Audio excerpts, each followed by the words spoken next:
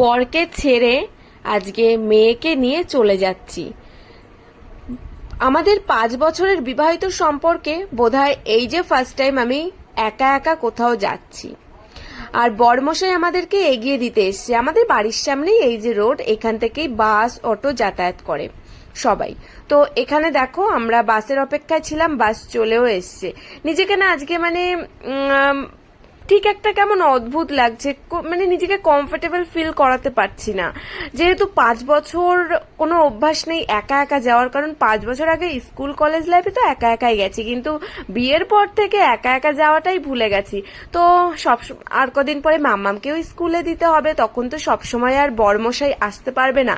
তো একটুখানি মানে চেষ্টা করছিলাম একা একা চলাফেরার। তো সেটাই তোমাদের সাথে এক্সপিরিয়েন্সটা শেয়ার করলাম। তো একদমই ভালো লাগছে না, কেমন একটা অদ্ভুত অদ্ভুত ফিলিংস হচ্ছে। তো চলো সেটাই তোমাদের সাথে শেয়ার করলাম। যে কোনো কারোর ওপর বেশি নির্ভরশীল হওয়াটা একদমই ভালো না, আর সেটা একটা বাজে অভ্যাস। যেটা আমার যেই বাজে অভ্যাসটা তৈরি হয়েছে, হাজবেন্ডকে ছাড়া এখন কোথাও যেতে ইচ্ছে করে না। তো সেই অভ্যাসটাকে পাল্টানো বা চেঞ্জ করার জন্য আমার এই পদক্ষেপ। তো যেহেতু নিজের একটা পার্সোনাল মানে কাজ ছিল, সেটাই করতে এসেছি। চলো আজকের মতো টাটা সবাইকে।